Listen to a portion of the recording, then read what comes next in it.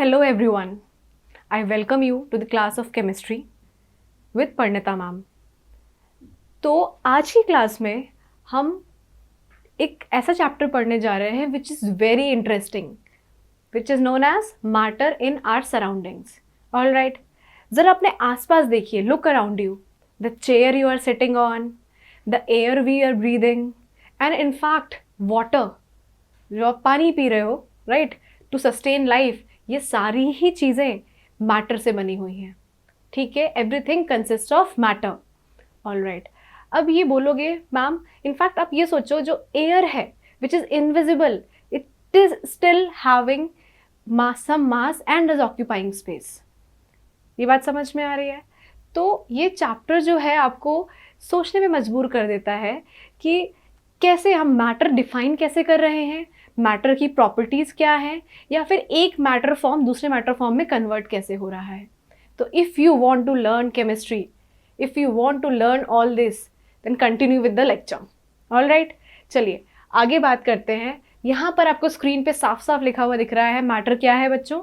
Matter is something which has mass and occupy space. ठीक है, anything that has mass and anything that has mass and occupies space. Space का मतलब ये हो गया बच्चों वॉल्यूम। ऑल राइट, किसी भी चीज़ में अगर वॉल्यूम है और उसका कुछ वे कर रहा है वो सब्सटेंस, तो वो सारी ही चीज़ क्या हो जाती है? मैटर हो जाती है।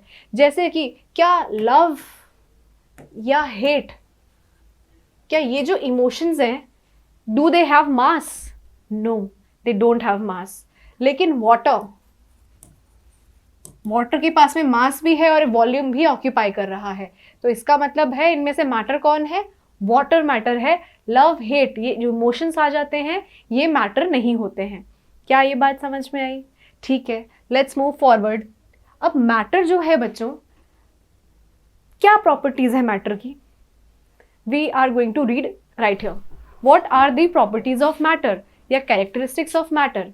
मैटर किससे मिलके बना होता है? पार्टिकल से मिलके बना होता है। जैसे मैंने आपको बोला, चेयर, एयर या फिर वाटर, ये सब चीज़ें किससे मिलके बनी हुई है? टाइनी पार्टिकल से। इनफैक्ट ये जो पार्टिकल्स है, मैंने बोला ना, दे आर वेरी टाइनी, बहुत छोटे होते हैं ये पार्टिकल्स। थर्ड पॉइंट है, इन पार्टिकल्स के बीच में स्पेस होता है। कोई भी पार्टिकल्स अगर पैक्ड है, इफ दे आर, अगर आपका चेयर है या आपका स्पंज भी हो गया, तो उनके जो पार्टिकल्स हैं, उन पार्टिकल्स के बीच में क्या है? स्पेस है। ठीक है, plus these particles are attracted towards each other. All right, ये एक दूसरे को बांध के रखते हैं, अट्रैक्टेड रहते हैं, तभी तो कोई एक शेप डिफाइन हो पाता है। अगर एक मैटर का, एक जैसे आपके पेन का, ये पेन दिख रहा है सबको, अगर इस पेन के कुछ पार्टिकल्स हैं तो उन्होंने एक दूसरे को बांध करके रखा हुआ है, अट्रैक्टेड है ईच अदर से। अगर ये पेन का पार्टिकल मेरे हाथ से अट्रैक्टेड होता तो डेफिनेटली ये अपने आप मेरे हाथ पे चिपक रहा होता। ये बात समझ में आ रही है? तो ये अपने अपने पार्टिकल से अट्रैक्टेड रहते हैं। ठीक है, तो हमने यहाँ पर 4 पॉइंट्स पढ़े अबाउट मैटर। अबाउट मैटर की क्या क्या होता है? पहला is matter is made up of particles, they are very tiny. Third one is they have space between them. In fact इनके बीच में फोर्स ऑफ अट्रैक्शन भी होता है। ठीक है, matter attract each other. And the last and important, most important point is these particles are continuously moving. ये fixed नहीं है एक जगह पर।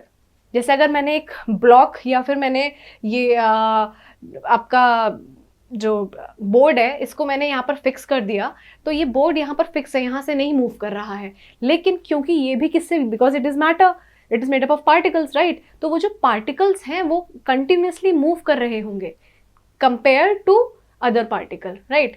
अच्छा, अब देखिए यहाँ पर क्या बात हो रही है। अच्छा, एक चीज़ और है, एग्जाम्पल क्या है मैम इसका? Matter are continuously moving. कभी ऐसा हुआ है कि आप पिज्जेरिया के बगल से निकल रहे हो या डोमिनोज के बगल से निकल रहे हो and you are smelling really yummy test?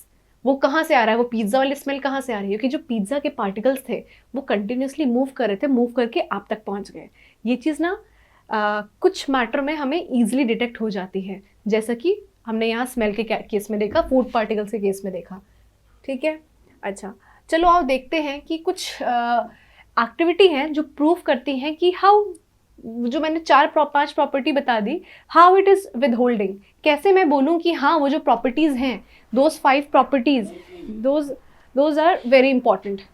ठीक है, ऑल राइट। अब आगे देखते हैं, the particles of matter is very tiny, how we came to know that the particle of matter is tiny. If we are saying कि यहाँ पर एक बीकर है which has water in it, right, पानी डाल रखा है बीकर में हमने, यहाँ से एक हम पिंक कलर का सोल्यूशन डाल रहे हैं, बस एक पिंक कलर का सोल्यूशन डाल रहे हैं, क्या होगा, कुछ टाइम बाद ये जो सोल्यूशन होगा वो पूरा कंप्लीटली पिंक हो जाएगा। मैंने क्या बोला, ये आपका पिंक कलर का सोल्यूशन पानी में डिजोल्व कर रहे हैं। मैं क्या करूँगी, यहाँ से ना एक ड्रॉपर भर का, एक ड्रॉपर ले लो या एक चम्मच ले लो, उससे मैंने निकाल लिया थोड़ा सा सोल्यूशन, उसको अगेन एक दूसरे बीकर में डाल दिया। क्या होगा, ये एकदम स्ट्रॉन्ग पिंक है, डार्क पिंक कलर है, डार्क पिंक मानते हैं, ये एक डार्क पिंक कलर है। लेकिन अगर मैं इसको सब्सिक्वेंटली, मतलब यहाँ पर मैंने डाला, अगर वहाँ का मैं एक चम्मच निकाल के इसमें डालूंगी तो ये कैसा रहेगा, ये आपका पिंक कलर का रहेगा फिर भी सॉल्यूशन। कुछ देर बाद मैंने क्या किया, यहाँ से एक चम्मच या एक ड्रॉपर निकाला और दूसरे में जहाँ पर अगेन 100 ml पानी का था उसमें मिक्स करती चली गई मैं। आपको क्या दिखेगा बच्चों, यहाँ पर भी पिंक कलर रहेगा, फेडेड रहेगा, वहाँ पर बहुत डार्क पिंक था, लेकिन 3rd 4th अटेम्प्ट में जो हमारे पिंक कलर मिलेगा बहुत ही लाइट पिंक हो जाएगा, बट स्टिल पिंकिश कलर हो जाएगा सॉल्यूशन का। वो सॉल्यूशन क्या बता रहा है, वो सॉल्यूशन ये बता रहा है कि जो पार्टिकल्स हैं दीज आर वेरी टाइनी, ठीक है, बहुत छोटे हैं ये पार्टिकल्स, तभी जाके क्या कर रहे हैं। अगर वो छोटे नहीं होते, मोटा सा कोई छोटा सा ऐसा होता कि एक चंकी सा पार्टिकल होता, तो वो ऐसे मल्टीपल इटरेशन में मल्टीपल टाइम जब मैं डाइल्यूट करती जा रही हूँ उसमें कलर नहीं देता। ठीक है, तो दिस शोज कि कितना टाइनी है वो पार्टिकल, इतना टाइनी है कि उसके उस सॉल्यूशन में भी आ जा रहा है। चलो आओ नेक्स्ट पे पढ़ते हैं। मैंने क्या बोला था टाइनी के साथ में, टाइनी तो है लेकिन उन पार्टिकल्स के बीच में स्पेस भी है। मैटर आपका पार्टिकल से बना है, पार्टिकल के बीच में स्पेस भी है। अब स्पेस कैसे बोलेंगे हम, ठीक है, अब देखो आपको ये पता है, जब अगर आप बीकर लेके चलते हो उसमें थोड़ा सा सॉल्ट और शुगर डाला और हमने इसको डिसॉल्व कर लिया ग्लास रॉड से, तो अगर मैं ऐसा करूँगी तो क्या पानी का लेवल बढ़ जा रहा है, नहीं बढ़ रहा है। ठीक है, अगर आप 100 ml या 200 ml का आप शिकंजी या शरबत बना रहे हो तो चीनी 1 चम्मच डालने के बाद में पानी का लेवल बढ़ नहीं जा रहा है। लेकिन अगर मैं उसी में कोई ऐसी चीज़ डाल दूँ, ठीक है, अगर वो चीज़ उसमें पार्टिकल्स के बीच में स्पेस नहीं होता, ये सोचो, अगर मैं इसमें देखूँ, ये देखिए आपका वाटर है, इसमें मैंने सॉल्ट डाल दिया, सॉल्ट क्या हुआ, डिजोल्व हो गया ना, घुल गया उसमें, सॉल्ट आपको अलग से दिख नहीं रहा है, ना ही पानी का लेवल बढ़ा हुआ दिख रहा है। इसका मतलब क्या है, ये शो करता है आपको कि वो जो पानी के पार्टिकल्स थे उनमें कुछ स्पेस थी, उनमें जो स्पेस थी उन्हीं स्पेस में जाके सॉल्ट बस गया। जैसे ही सॉल्ट उन स्पेस में घुस गया, बस गया, वैसे ही आपका पूरा सॉल्ट डिजोल्व हो गया। और दैट्स वाई जो आपका वॉल्यूम था ना, जो आपको दिख रहा था, अगर 100 ml पानी लेके चलो तो 100 ml ही पानी रहेगा स्टिल। ये बात समझ में आई। तो this shows that matter have space in them. Matter particle जो है मैटर के, उसके बीच में भी स्पेस है, क्योंकि उसी स्पेस में क्या आ जा रहा है, ये देखो पानी के पार्टिकल्स हैं, मैं सर्कल से डिटेक्ट कर आपको शो कर रही हूँ, ये ऐसे स्पेस है। जब मैंने सॉल्ट डाला, देखो सॉल्ट का पार्टिकल ट्राइंगल से दिखा रही हूँ, यहाँ पर आ गया वो सॉल्ट का पार्टिकल, इस वजह से क्योंकि स्पेस थी तो उसी में घुस गया ना, हमें अलग से वॉल्यूम नहीं दिखाया उसमें। अच्छा, अब आगे बढ़ते हैं। आगे क्या बोलते हैं कि particles of matter are continuously moving. अब ये बात कैसे हम डिफाइन करेंगे, कैसे वो कंटिन्यूसली मूव कर रहा है। क्या आपने अभी ये एक्सपेरिमेंट देखा था, ये देखो, I am coming back again to this slide, ये आपने देखा था। यहाँ क्या हो रहा है बच्चों, जैसे ही the moment I am dropping ink, dropping pink colour की इंक, इसमें आपको दिख रहा है ये पहले यहाँ तक गया, इतना फैल गया और ये पूरे में पूरा कलर सॉल्यूशन का पिंक हो गया। ये बात समझ में आ रही है, ये कैसे पूरा सॉल्यूशन कलर पिंक हो जा रहा है, क्योंकि जो पार्टिकल्स हैं मैटर के, दे आर मूविंग। अगर वो मूव नहीं कर रहे होते तो वो पूरे सॉल्यूशन में नहीं फैलते। जैसे कि मैंने आपको कुछ देर पहले डोमिनोज पिज्जा का एग्जांपल दिया था, डब्बा खोलते से स्मेल आ गई आप तक, वो क्या हुआ, पार्टिकल्स मूव कर रहे हैं, दे आर कंटिन्यूसली मूविंग। क्या ये बात समझ में आई, क्या ये प्रॉपर्टी भी समझ में आ गई मैटर की। चलिए आगे देखते हैं क्या नेक्स्ट प्रॉपर्टी है हमारी। हमने अभी तक 3-4 प्रॉपर्टी देख ली है। कंटिन्यूसली मूव करते हैं, स्पेस होता है और टाइनी होता है। और मैंने आपको क्या कहा था, they are attracted towards each other. अगर आप यहाँ पर देखो बच्चों, अगर मैं एक आयरन नेल की बात करूँ, पीस ऑफ चॉक की बात करूँ या रबर बैंड की बात करूँ, अगर इनको मैं तोड़ने की कोशिश करूँगी तो क्या होगा, ठीक है। अगर मैं इनको ब्रेक करने की कोशिश करूँगी तो क्या होगा, हमें ये पता है ना कि जैसे ही अगर मैं इसको ब्रेक करूँगी, ठीक है, अगर यहाँ पर ये रबर बैंड जो है आपका या तो जो आयरन है वो इतने इजीली ब्रेक नहीं होने वाला है, ठीक है, जो आयरन है आपका वो इतनी इजीली ब्रेक नहीं होने वाला है। तो दिस इज शोइंग व्हाट, कि जो पार्टिकल्स हैं बहुत ही स्ट्रांगली अट्रैक्टेड हैं एक दूसरे से, आप इतनी इजीली उनको तोड़ नहीं सकते हो, ठीक है। Same goes with rubber band also, rubber band भी इजीली नहीं टूटता है, उसके लिए भी हमें काफ़ी एनर्जी प्रोवाइड करनी पड़ेगी। चॉक टूट जाता है कह सकते हैं तो अब, लेकिन हम ये भी नहीं बोलेंगे कि अब पानी को क्या आपने कभी काट के देखा है? पानी अगर मैं ले लूँ कंटेनर में, यहाँ पर मैं नाइफ से काटूँ तो क्या पानी अलग अलग दो हिस्सों में हो जाता है? नहीं होता है। क्यों नहीं होता है? क्योंकि particles of matter, particles of water there are attracted to each other, और वाटर क्या है? एक मैटर है। क्लियर है ये चीज़? इस वजह से हम शो कर सकते हैं ये चारों प्रॉपर्टीज इन रिस्पेक्टिव एक्सपेरिमेंट से। ये सारे एक्सपेरिमेंट्स हमारे एनसीईआरटी में गिवन हैं। तो this shows importance of NCERT, ठीक है। एनसीईआरटी को हमें इस तरह से पढ़ना है, सारी प्रॉपर्टी समझते हुए चलना है, ठीक है। चलिए मूव करते हैं अब किस पे। हमने प्रॉपर्टी देख ली मैटर की, हमने ये समझ लिया कि मैटर होता क्या है। मैटर कोई इमोशन नहीं है, मैटर कोई फीलिंग नहीं है, ठीक है। मैटर कोई ऐसी इमेजिनरी चीज़ नहीं है। मैटर हमेशा क्या है? ऐसी चीज़ है जो ऑक्यूपाई कर रही है आपका मास एंड वॉल्यूम, ठीक है। ओके, अब बात आती है कि मैम कितने टाइप्स के हैं मैटर, ठीक है। Define the types of matter. अब देखो बच्चों, ये जो आपका चैप्टर है जो मैंने बोला मैटर इन आवर सराउंडिंग्स, इस चैप्टर में हम सिर्फ फोकस करने वाले हैं फिजिकल प्रॉपर्टीज की तरफ। फिजिकल मतलब अपीयरेंस रिलेटेड, या जो पार्टिकल्स हैं उसके अंदर मैटर में वो किस तरह से अरेंज है, ठीक है। इन प्रॉपर्टीज पे जब हम फोकस करते हैं तो इनको कहा जाता है physical properties. On the other hand chemical properties क्या हो जाता है कि एक्चुअल में जो पार्टिकल है उसका नेचर कैसा है, ठीक है, उसका नेचर कैसा है, या फिर सारा पार्टिकल एक जैसा है या कुछ पार्टिकल उसमें ऐसे हैं जो अलग अलग हैं, ठीक है। ये बात समझ में आ रही है? तो ये सब चीज़ें हम पढ़ने वाले हैं, मतलब बेसिकली प्योर है या नहीं है, ये सारी चीज़ें हम पढ़ने वाले हैं इन आर नेक्स्ट चैप्टर। जो मैटर की केमिकल प्रॉपर्टीज़ हैं वो इस मैटर अराउंड अस प्योर में हम पढ़ेंगे, चैप्टर 2 होता है जो आपका।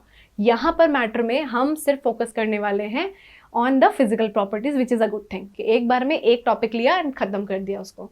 आओ चलो देखिए क्या बात हो रही है यहाँ पर। तो अगर मैं देखती हूँ मैटर में, तो 3 तरह के मैटर होते हैं, स्टेट्स ऑफ मैटर 3 होती है, 3 स्टेट होती है, एक सॉलिड, एक लिक्विड और तीसरी गैस, ठीक है। अब क्या डिफरेंस है इसमें, क्या डिफरेंस है इन तीनों स्टेट में, आइए देखें। सॉलिड जो होता है बेटा, ये बहुत ही स्टैंडर्ड डेफिनेशन है, ये आपको अच्छे से समझ में आनी चाहिए। सॉलिड क्या होता है, हमें ये पता है कोई भी चीज़ देखो डेफिनेट शेप है और क्या होना चाहिए, mass and volume. Definite shape, definite mass and definite volume, ये क्या बनाता है, ये बनाता है आपका सॉलिड। अब सोचो डेफिनेट शेप होने का रीज़न क्या होगा, डेफिनेट वॉल्यूम होने का रीज़न क्या होगा। डेफिनेट शेप और डेफिनेट वॉल्यूम का रीज़न ये होगा कि जो पार्टिकल्स ऑफ मैटर हैं they are very strongly attracted to each other, and since they are strongly attracted to each other the space between them is very less. किसी भी चीज़ में स्पेस लेस होगा, 2 पार्टिकल्स हैं तो वो क्या होगा, बहुत ही फिक्स शेप मिलेगा कि नहीं मिलेगा। एक अगर मैं सॉलिड शुगर के क्यूब को अगर मैं एक कप में रखूं या एक ग्लास में रखूं, दोनों ही शेप में क्या शुगर का क्यूब का दोनों ही आपके इंस्टेंसेस में क्या शुगर का क्यूब का शेप चेंज हो जाएगा? नहीं होगा। ऑल राइट, नहीं होगा। क्यों? क्योंकि उसके जो पार्टिकल्स हैं they are very strong attracted to each other, साथ में स्पेसेस बहुत कम हैं। लेकिन अगर मैं यहीं पर बात कर दूं, मैं यहीं पर बात कर दूं लिक्विड की, देखो लिक्विड की बारे में बात हो रही है, तो लिक्विड का क्या होता है, लिक्विड का शेप डेफिनेट नहीं होता है। पानी ले लो, सैनिटाइज़र, अल्कोहल लिखा हुआ है ना, सैनिटाइज़र ले लो, इन सब चीज़ों में क्या है, क्यों वो बह जा रहा है, क्यों उसके अंदर ये वाली कैरेक्टरिस्टिक आ गई कि वो फ्लूइड हो गया है, या मैंने ग्लास में डाला, बॉटल में डाला, कप में डाला, सबका शेप ले ले रहा है। क्यों? क्योंकि उसका एक डेफिनेट शेप नहीं है। अब क्यों नहीं है ये डेफिनेट शेप? डेफिनेट शेप इसलिए नहीं है बच्चों because as compare to solid, ठीक है, एज कंपेयर टू सॉलिड जितना फोर्स ऑफ अट्रैक्शन होना चाहिए था पार्टिकल्स के बीच में, वो फोर्स ऑफ अट्रैक्शन नहीं है। समझ में आई ये बात? अगर उतना हाई फोर्स ऑफ अट्रैक्शन होता उन पार्टिकल्स के बीच में तो क्या होता, तो वो भी वैसे डेफिनेट शेप रहता, लेकिन इनका डेफिनेट मास और वॉल्यूम रहता है। समझ में आ रही है ये बात? इनका मास और वॉल्यूम डिफाइन रहता है। मास तो सबका डिफाइन है, चाहे आप सॉलिड ले लो, लिक्विड ले लो या गैस ले लो, सबका मास डिफाइन है, क्योंकि मास नहीं डिफाइन होगा तो वो मैटर ही नहीं कहलाएगा, क्योंकि मैटर की तो प्रॉपर्टीज पढ़ रहे हैं, मैटर ही तो टाइप पढ़ रहे हैं। लेकिन बात आ जाती है बस किसकी?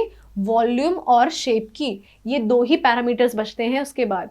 तो हमको ये पता है किसी भी चीज़ की जितना ज़्यादा फोर्स ऑफ अट्रैक्शन होगा इंटर पार्टिकल या इंटर मॉलिक्यूलर, उतना ही कम उसके बीच में स्पेस होगा। अगर ऐसा होगा तो उसका शेप और डिफाइन हो जाएगा, उसका वॉल्यूम और डिफाइन हो जाएगा। लेकिन जैसे ही ये वाले अट्रैक्शन वीक होते चले जाते हैं तो क्या होने लग जाता है? शेप भी खराब होने लग जाता है, जैसे पानी के केस में या गैस के केस में तो और ही देख लो, गैस तो आपका कैसे भी प्रेजेंट हो जाता है ना, तो ये हो गया। साथ में आपका वॉल्यूम भी चेंज हो जाता है। अगर कोई गैस अगर एक 10 लीटर के कंटेनर में डाल दो या 5 लीटर के कंटेनर में डालो, दोनों में आ जाएगी, तो इसका मतलब क्या हुआ? वॉल्यूम भी चेंज हो गया। क्लियर है ये चीज़? ठीक है, आइए प्रॉपर्टीज देखते हैं सॉलिड की। क्या प्रॉपर्टी है? Solid have definite shape and volume. यही तो बात कर रही थी मैं। Space between the particle is minimum. अब मिनिमम क्या है? मिनिमम बोल रहे हैं मतलब किससे मिनिमम? सारे ही टाइप्स ऑफ मैटर में, सॉलिड, लिक्विड, गैस में सबसे ज़्यादा स्पेस कम किस में होता है? Between the particles of solid. Force of attraction is maximum. अब खुद सोचो ना, अगर स्पेस मिनिमम है तो स्पेस मिनिमम हुई क्यों होगी? बिकॉज फोर्स ऑफ अट्रैक्शन क्या है पार्टिकल्स में? मैक्सिमम। बहुत स्ट्रांगली अट्रैक्टेड है एक दूसरे से, ये तो प्रॉपर्टी थी मैटर की। स्ट्रांगली अट्रैक्टेड होंगे तो आपस में स्पेस नहीं होगा ना। लेकिन अगर वीकली अट्रैक्टेड होंगे, देखिए यहाँ पर आ गया डिस्टेंस, और वीकली अट्रैक्टेड होंगे तो और डिस्टेंस आ गया, मतलब और स्पेस बढ़ गया। क्लियर है ये चीज़? The movement of particles is minimum. सही बात है, बहुत ज़्यादा बांध के रखा हुआ है सॉलिड में एक दूसरे को। जैसे ही बांध के रखा हुआ है तो ये कहाँ इधर उधर मूव ही नहीं कर पाएगा ये वाला पार्टिकल। मैंने पढ़ा तो था कंटिन्यूसली मूविंग। कभी ऐसा होता है कि टेबल की पेंट की नहीं बात कर रही हूँ, सिर्फ एक वुड की या पेंट्स की टेबल की स्मेल आ रही हो? नहीं होता है ऐसा। बिकॉज क्यों नहीं आ रही? बिकॉज उसके पार्टिकल्स मूव नहीं कर रहे हैं ना हवा में। आप बहुत ही क्लोज जाओगे तो हो सकता है, बिल्कुल नाक उस पर लगा दोगे तो हो सकता है एक स्मेल आपको डिटेक्ट हो, वरना स्मेल डिटेक्ट नहीं होगी। बिकॉज वो कंटिन्यूसली मूव नहीं कर पा रहे हैं, रिस्ट्रिक्टेड है उनका। In fact they are least compressible. अब सोचो कोई भी चीज़ कंप्रेस कैसे होती है। इसका एग्जाम्पल लूँगी मैं एक स्पंज से। स्पंज पता है ना, स्पंज बॉब वाला, ठीक है, स्पॉन्ज बॉब वाला स्पंज। तो वो जो स्पंज होता है, अब या मम्मी का जो बर्तन मांजने वाला या कोई भी जो लोग बर्तन मांजते हैं, वो जो जिससे स्क्रबर से मांज रहे होते हो, उसको प्रेस करोगे तो वो आराम से स्क्वीज हो जाता है। अब है तो वो सॉलिड, अब वहाँ क्यों कंप्रेस हो जा रहा है चीज़ें? क्योंकि जो पार्टिकल्स हैं उनके बीच में स्पेस है। समझ में आ रही है ये बात? पार्टिकल्स के बीच में अगर स्पेस होता है, जब आप स्क्वीज करते हो, उसको प्रेस करते हो, कंप्रेस करते हो, तो वही एयर बाहर निकल जाती है। समझ में आई? अब सॉलिड जो चीज़ है जिसके पार्टिकल्स के बीच में डिस्टेंस ही नहीं है, तो क्या होगा उसमें बच्चों? तो वो कंप्रेस ही नहीं होगा। जब डिस्टेंस स्पेस ही नहीं है उनके बीच में तो कहाँ कंप्रेस होगा? कौन सी एयर जो फंसी जो बाहर निकलेगी? ठीक है, कहाँ तुम घुसा दोगे लोगों को? ठीक है, ये बात समझ में आ रही है? Rate of diffusion is the least. अब डिफ्यूजन क्या होता है ये हम बाद में जानेंगे। डिफ्यूजन क्या होता है एक्चुअली में? डिफ्यूजन यही होता है इंटरमिक्सिंग ऑफ पार्टिकल्स। जब आपका एयर का पार्टिकल किसी फूड पार्टिकल में मिक्स हो जाता है तो हमें वो स्मेल आ जाती है बिकॉज ऑफ दैट। या एयर का पार्टिकल किसी के डीओ के पार्टिकल से मिक्स हो जाता है तो हमें किसी की परफ्यूम की स्मेल आ जाती है। एयर का पार्टिकल अगरबत्ती की स्मेल से मिक्स हो जाता है तो हमें उसकी स्मेल आ जाती है। अभी आपने वहाँ देखा था सॉल्यूशन में मैंने क्या किया था, लिक्विड में 2 बूंद पिंक सॉल्यूशन के डाल दिए थे। जैसे ही मैंने पिंक सॉल्यूशन का डाला था, कुछ देर बाद पूरा ही सॉल्यूशन पिंक हो गया था कि नहीं था? वो क्यों हो गया? क्योंकि डिफ्यूजन हो गया, इंटरमिक्सिंग ऑफ पार्टिकल्स हो गया वहाँ पर। डिफ्यूजन कुछ नहीं है बच्चों, इंटरमिक्सिंग ऑफ पार्टिकल्स है। ठीक है, तो अब वहाँ क्या हुआ, पानी में पिंक सॉल्यूशन पूरा घुल गया क्योंकि इंटरमिक्सिंग हो गया सारे पार्टिकल्स का, and particles are continuously moving, इसलिए वो मिक्सिंग बहुत फास्ट हो गया। और हमको ये पता है फोर्स ऑफ अट्रैक्शन जो है वो लिक्विड में क्या होगा, वीक होगा एज कम्पेयर टू सॉलिड। तो लिक्विड वाला इजिली मिक्स हो जाएगा सॉलिड के कंपेरिजन में। और गैस, सबसे ज़्यादा गैस में मिक्सिंग होती है, इसलिए हमारे दिमाग में जो डिफ्यूजन का एग्जाम्पल आ भी रहा होता है वो खाने की स्मेल, पिज्ज़ा की स्मेल या डीओ या फ्लावर की स्मेल आ रहा होता है। ये बात समझ में आई? तो इस केस में कंप्रेसिबल भी बहुत कम है और डिफ्यूजन का रेट जो है, जिस गति से, रेट मतलब होता है जिस स्पीड से डिफ्यूजन होगा वो भी बहुत कम रहेगा। ठीक है, जैसे आप ब्लैक बोर्ड होता था पहले के टाइम में, ब्लैक बोर्ड पे मैं लिखूं चौक से, क्या होगा, मैंने तुरंत हटा दिया, रब कर दिया, तो ब्लैक बोर्ड बिल्कुल क्लीन हो जाएगा। लेकिन वही चौक को मैं 2 दिन 4 दिन के लिए छोड़ दूं, छुट्टी हो गई, मान लो कोई छुट्टी हो गई है, दिवाली की या होली की या किसी भी फेस्टिवल की छुट्टी हो गई है आपकी, क्या होगा, 2-3 दिन बाद जब आप वापस आओगे तो आपने रब तो किया नहीं है, अब जो पार्टिकल्स होंगे चौक के वो इंटरमिक्स हो चुके हैं बोर्ड के पार्टिकल के साथ में, तो वो बीच बीच में घुस जाते हैं, देखा है, तब क्लीन करना मुश्किल होता है। हालांकि आज तो हर जगह डिजिटल बोर्ड या फिर वाइट बोर्ड्स होते हैं, पहले के टाइम में ब्लैक बोर्ड्स होते थे तो प्रॉब्लम होती थी क्लीन करने में उनको बिकॉज ऑफ डिफ्यूजन। लेकिन सबसे लीस्ट होता है, देखो लीस्ट लिखा है, नहीं लिखा है, लीस्ट लिखा है, ठीक है। अच्छा, आ जाओ लिक्विड की प्रॉपर्टी पे। Liquid have no definite shape but have fixed volume, ठीक है। Liquid take the shape of the container, ये हमें पता है पहले से। ऐसा क्यों हो रहा है, क्योंकि फोर्स ऑफ अट्रैक्शन क्या है बच्चों, लेस है एज कंपेयर टू सॉलिड, लेकिन गैस से ज्यादा होता है, ठीक है। इस वजह से इनका क्या हो जाता है, शेप फिक्स नहीं रहता है बट वॉल्यूम फिक्स रहती है। All right, is it clear to all of you. Next move करते हैं गैस की तरफ। अब जो गैस है बच्चों, गैस क्या होता है, गैस के पास, मैंने बोला ना सबके पास मास तो डेफिनेट रहेगा, लेकिन इस केस में ना शेप डेफिनेट होता है ना वॉल्यूम डेफिनेट रहता है, ठीक है। ना शेप डेफिनेट होगा ना वॉल्यूम डेफिनेट होगा। शेप तो ये किसी का भी किसी भी शेप में आ जाएगा, मतलब अगर आपने बलून में भर दिया तो वो बलून के शेप में हो जाएगा, कमरे में है तो कमरे के शेप में हो जाएगा, ठीक है। और वॉल्यूम भी कोई फिक्स नहीं होता है, अगर उतनी ही गैस ली है तुम चाहो तो उसको फैला सकते हो एक कमरे में, और अगर तुम चाहो तो सिर्फ एक बलून में भी कंटेन कर सकते हो। क्या ये बात समझ में आ रही है। तो वॉल्यूम भी फिक्स नहीं है। पानी को अगर मैंने डाला, उतना ही पानी मैंने एक बलून में डाला और उतना ही पानी मैंने कमरे में डाला तो सेम ही रहने वाला है ना, वो एकदम फैल तो नहीं जाएगा पानी। लेकिन यहाँ ऐसा नहीं होता है। अब क्यों नहीं ऐसा होता है, अब देखो क्यों बता रही हूँ मैं, वॉल्यूम कैसा ऐसे कैसे हो रहा है वॉल्यूम के साथ में। क्योंकि बच्चों जैसे ही तुमने गैस का पार्टिकल या पानी का पार्टिकल रिलीज किया, गैस के पार्टिकल में क्या हुआ उस केस में, आपका जो इंटरमोलिकुलर फोर्स ऑफ अट्रैक्शन है, दो मॉलिक्यूल्स के बीच में, जो दो पार्टिकल्स के बीच में फोर्स ऑफ अट्रैक्शन है, बहुत वीक है।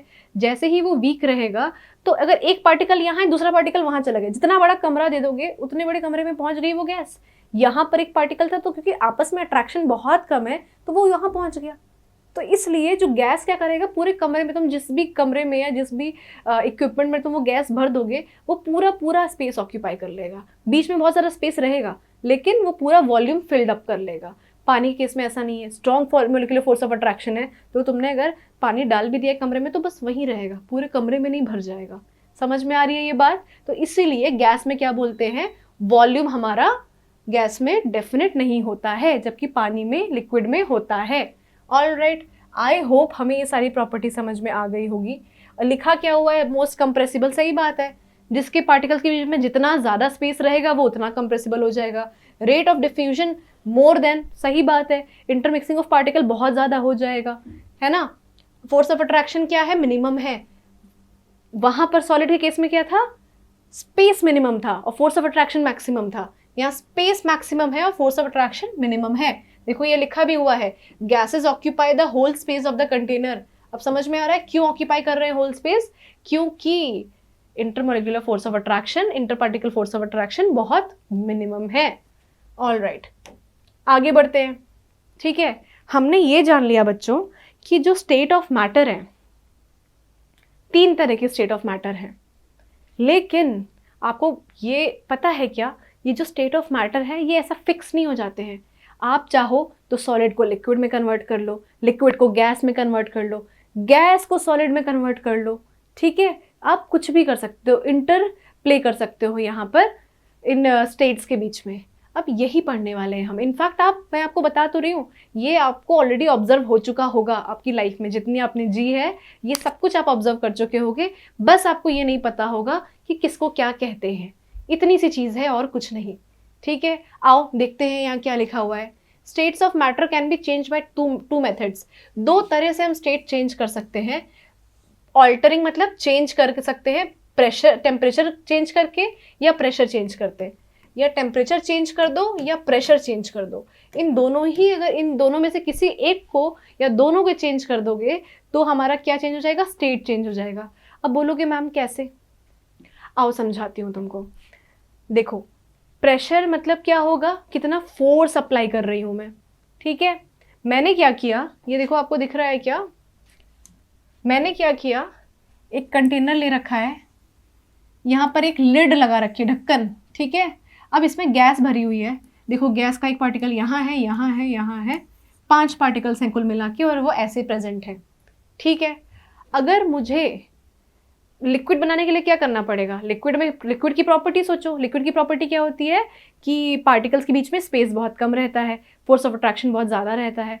मैंने क्या किया बच्चों, मैंने इसी लिड पे ना 4-5 वेट रख दिया, मान लो पत्थर रख दिया या वेट रख दिया, देखो रख दिया मैंने वेट। अब वेट से क्या होगा, ये नीचे की ओर आएगा, बिल्कुल आएगा, वेट रख रहे तो ग्रेविटी तो वर्क करेगी ही करेगी, ये नीचे की तरफ मूव करेगा। जब नीचे की तरफ मूव करेगा, अब इसमें तो पार्टिकल्स प्रेजेंट है, तो उन पे तो प्रेशर फील होगा ना, उनको उनके ऊपर एक फोर्स फील होगा, तो क्या होगा, अब ये देखो ये लिड आ गया यहाँ तक, मैंने इतना ही वेट रखा था, है ना, वो यहाँ तक आ गया। अब उसकी वजह से क्या होगा बच्चों, यहाँ पर ये पार्टिकल्स देखो सट के सारे आ गए, 5 पार्टिकल सट कर आ गए, एकदम क्लोजली अलाइन हो गए। जब वो क्लोजली अलाइन हो गए तो क्या बोलेंगे उसको, लिक्विड में कन्वर्ट हो गया। ये बात समझ में आ रही है, लिक्विड में कन्वर्ट हो गया। आप लोगों ने क्या एलपीजी का नाम सुना हुआ है, एलपीजी सिलेंडर होते हैं हमारे घरों में, फुल फॉर्म क्या होता है, लिक्विफाइड पेट्रोलियम गैस, होता है कि नहीं होता है, नाम ही देख लो, liquefied petroleum gas, petroleum gas जिसको लिक्विफाई कर दिया है, लिक्विफाई मतलब लिक्विफाई कर दिया है, देखो लिक्विफाई कर दिया है, तो लिक्विफाई मतलब क्या हो जाता है, पानी एक लिक्विड बना दिया है मैंने। लिक्विड कैसे बनाओगे, ऐसे बनाओगे, ये बात समझ में आ रही है। अच्छा, इसी के उलट अगर मैं बोलूं, और इसी चीज़ को हम क्या बोल देते हैं, इसी को बोला जाता है कंडेंसेशन, क्योंकि मैंने क्या कर दिया, गैस को, जब हम किसी गैस को लिक्विड में कन्वर्ट करते हैं बच्चों, तो उस प्रोसेस को कहा जाता है कंडेंसेशन। क्लियर है ये बात। इसी के उलट अगर मैंने लिक्विड से गैस बना दिया तो क्या बोलते हैं उसको, इवापोरेशन, ठीक है। अब वो भी कैसे होता है, वो कैसे होता है इवापोरेशन, बेटा अब यहाँ ध्यान से समझिए क्या बोलना चाह रही हूँ मैं, इवापोरेशन कैसे होता है। यहाँ देखो मैंने क्या किया था, अभी कुछ देर पहले मैंने प्रेशर बढ़ा दिया था तो वो लिक्विड में कन्वर्ट हो गया था, प्रेशर इंक्रीज करने से आपका गैस कन्वर्ट हो गया इनटू लिक्विड, और इसको मैं कंडेंसेशन बोल रही थी, ठीक है। अच्छा, अब यहाँ पर देखो, अगर मैं क्या करूँ, मैंने दो तरह से हो सकता है, ऑल्टरनेट लिखा था ना, टेम्परेचर और प्रेशर, मैं क्या करूँ, टेम्परेचर कम कर दूँ तो भी ऐसा होगा, जिसको कहेंगे कंडेंसेशन, ठीक है।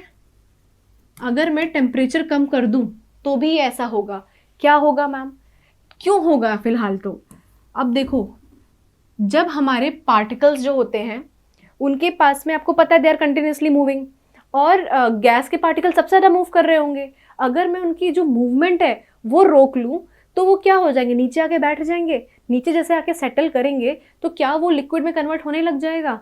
ये बात समझ में आ रही है। तो ऐसा क्या करूँ कि वो लिक्विड में उनकी एनर्जी निकल जाए, एनर्जी छीन लूँ मैं उनसे।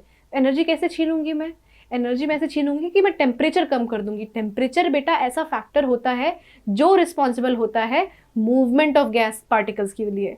मूवमेंट ऑफ पार्टिकल्स के लिए गैस तो छोड़ ही दो, किसी भी पार्टिकल में जितना ज़्यादा आप टेम्परेचर बढ़ाते जाओगे, जितना ज़्यादा आप खाना खाओगे उतनी ज़्यादा एनर्जी आएगी ना घूमने की। वो क्या चीज़ है, एनर्जी आ रही है, फूड एनर्जी। वैसे ही यहाँ पर टेम्परेचर से आ रही है आपकी काइनेटिक एनर्जी। काइनेटिक मतलब मूवमेंट की एनर्जी, काइनेटिक एनर्जी आ रही है इस तरह से। अच्छा, अगर इस तरह से काइनेटिक एनर्जी आएगी तो क्या हो जाएगा, अब तुम टेम्परेचर बढ़ाओगे, पानी क्यों उबल जाता है, वेपर क्यों बन जाता है टेम्परेचर बढ़ाने पे, बॉइलिंग होती है ना वहाँ पर, वो इसीलिए हो रही होती है बच्चों, क्योंकि आपने टेम्परेचर बढ़ाया, पार्टिकल्स की इंडिविजुअल एनर्जी बढ़ गई। अब वो क्या करेंगे, वो मूवमेंट करने लग जाएंगे, वो मूवमेंट करने लग जाएंगे पार्टिकल्स, और उस केस में क्या होगा बच्चों, आपका जो लिक्विड होगा वो किस में कन्वर्ट हो जाएगा, गैस में कन्वर्ट हो जाएगा। समझ में आ रही है ये बात। इसी के उलट अगर मैं टेम्परेचर डाउन कर दूं, गैस था उसका टेम्परेचर डाउन कर दूं तो क्या हुआ, एनर्जी निकल गई। जैसे ही एनर्जी कम होती चली गई वैसे क्या हुआ बेटा, वैसे ही आपके पार्टिकल्स वापस से सेटल डाउन होने लग गए, और जैसे सेटल डाउन होने लग गए वैसे वो क्या बन गया, लिक्विड में कन्वर्ट हो गया। समझ में आ रही है ये बात। तो दो तरीके से हमने चेंज कर लिया है। क्लियर है ये चीज़। ऐसे ही अगर मैं बोलूँ, ये देखिए, इसी तरह से अगर मैं सॉलिड को लिक्विड में कन्वर्ट करती हूँ, आपको ये समझ में आया logic between temperature and pressure, ठीक है। सॉलिड को लिक्विड में कन्वर्ट करती हूँ उसको कहा जाता है फ्यूजन, ठीक है। अगर लिक्विड को गैस में कन्वर्ट करती हूँ उसको कहा जाता है वेपराइजेशन, ठीक है। गैस को सॉलिड में कन्वर्ट करती हूँ तो उसको क्या कहा जाता है, सॉलिडिफिकेशन, ठीक है। ओके, यहाँ पर देखिए मेल्टिंग क्या हो जाता है, मेल्टिंग वो हर एक प्रॉपर्टी है जहाँ पर हम किसको कन्वर्ट करते हैं, एक सॉलिड को लिक्विड में कन्वर्ट करते हैं। आपको पता है कैसे कन्वर्ट करोगे, टेम्परेचर बढ़ा दोगे या प्रेशर कम कर दोगे तो ये कन्वर्ट हो जाएगा। फ्रीजिंग उल्टा होता है, लिक्विड को मैं क्या कर रही हूँ, सॉलिड में कन्वर्ट कर रही हूँ, फ्रीज कर रही हूँ तो टेम्परेचर क्या करूँगी, ये तो हम सबको पता है ना, आइस क्यूब्स कैसे जमती है, टेम्परेचर लोअर डाउन करके, या मैं क्या करूँगी, प्रेशर बढ़ा दूंगी, है ना। तो सारे मॉलिक्यूल्स पास में आ जाएंगे, स्पेस हट जाएगी उसमें, तो इस तरह से हम क्या बना लेंगे, एक सॉलिड क्रिएट कर लेंगे। सेम गोज बॉइलिंग क्या होगा, जहाँ पर liquid changes into gas, boiling में liquid is changing into gas, ये कैसे हो रहा है, टेम्परेचर के इंक्रीज करने से। कंडेंसेशन क्या होगा, गैस को हम लिक्विड में चेंज कर रहे हैं, वो तो हमने अभी भी देखा कंडेंसेशन कैसे हो रहा था, टेम्परेचर को डिक्रीज करके, टेम्परेचर डिक्रीज कर दिया तो कंडेंसेशन हो गया। Alright, sublimation is the last part. Sublimation क्या होता है बच्चों, अगर कभी कोई सॉलिड कन्वर्ट हो जाए वेपर में, एक सॉलिड ले लिया मैंने और उसको वेपर में, गैस में कन्वर्ट कर दिया हीट बढ़ा के। आपने देखा है क्या कि कैम्फर, कपूर या फिर नाफ्थलीन बॉल्स, वो क्या होते हैं, वो मेल्ट नहीं होते हैं, वो डायरेक्टली कन्वर्ट हो जाते हैं गैस से, गैस में, सॉलिड से। तो ऐसी चीज़ें, ऐसा प्रोसेस जहाँ पर कोई चीज़ लिक्विड फॉर्म में कन्वर्ट ना हो, डायरेक्टली गैस में हो जाए। जैसे कि आपको पता आइस क्यूब लोगे, आइस क्यूब से क्या होगा, लिक्विड में कन्वर्ट होगा, पहले वाटर बनेगा, वाटर को हीट करूंगी तो वेपर बनेगा। लेकिन यहाँ क्या होता है, सॉलिड डायरेक्टली कन्वर्ट हो जाता है गैस में without undergoing that liquid stage itself, वो मेसी लिक्विड स्टेट में जाता ही नहीं है, डायरेक्टली कन्वर्ट हो जाता है गैसेस में। इसी प्रोसेस को कहा जाता है sublimation. Is it all right, ठीक है। तो ये सारे हैं inter conversion of states of matter, हमने जो पढ़ा। मेल्टिंग हो गया, मेल्टिंग को फ्यूजन भी कहते हैं, मेल्टिंग, कंडेंसेशन, बॉइलिंग और आपका सब्लिमेशन। ऑल राइट, तो on this note we are finishing this chapter, we are finishing this chapter. All right, तो let's meet in the next class and discuss the further chapters. तब तक के लिए goodbye, thank you all.